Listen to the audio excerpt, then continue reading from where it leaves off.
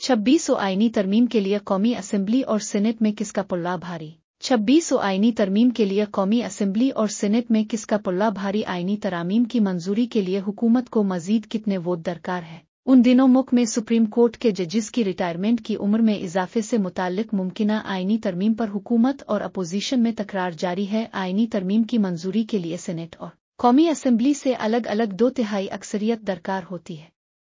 2/3 अक्सरियत के लिए कौमी असेंबली में 224 और सीनेट में 63 वोट दरकार होते हैं। कौमी असेंबली में हुकूमती नशिस्तों पर 211 अरकान जबकि अपोजिशन बेंचेस पर 101 अरकान मौजूद है।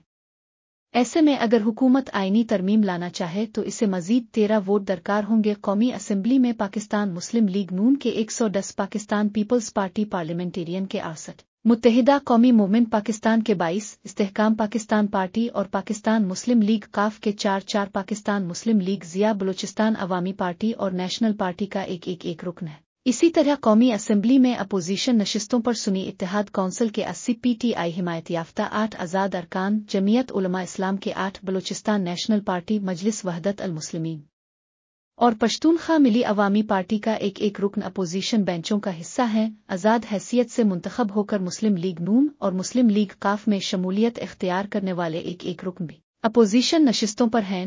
सीनेट में हुकूमती बेंचेस पर पाकिस्तान पीपल्स पार्टी के 24, मुस्लिम लीग नून के 19, बलूचिस्तान अवामी पार्टी के 4, MQM के 3 अरकान हैं। हुकूमती बेंचेस पर 2 आज़ाद सेनेटर्स जबकि 2 अरकान इंडिपेंडेंट बेंचेस पर हैं।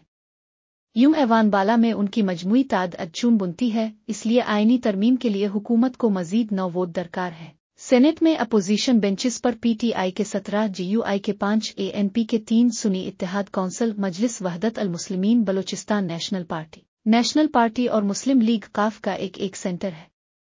अपोजिशन बेंचेस पर 1 आज़ाद सेनेटर भी हैं। इस तरह सीनेट में अपोजिशन बेंचेस पर 31 सेनेटर्स मौजूद हैं। अदाद व शुमार के मुताबिक आईनी तरमीम के लिए हुकूमत को कौमी असेंबली के मजीद 13 और सीनेट के 9 अरकान की हिमायत दरकार है। JUI के 8 अराकीन शामिल होने पर भी हुकूमत को 5 वोट मजीद दरकार होंगे। यहाँ ये बात काबिल जिक्र है कि आईनी तरामीम के मामले पर हुकूमत और अपोजिशन में डेडलॉक बरकरार है। इसके बरक्स मौलाना फजल रहमान ने हुकूमत की जानिब से आईनी तरामीम को यकसर मुस्तरद करते हुए अपना आईनी मुसव्वदा हुकूमत के सामने रख दिया है।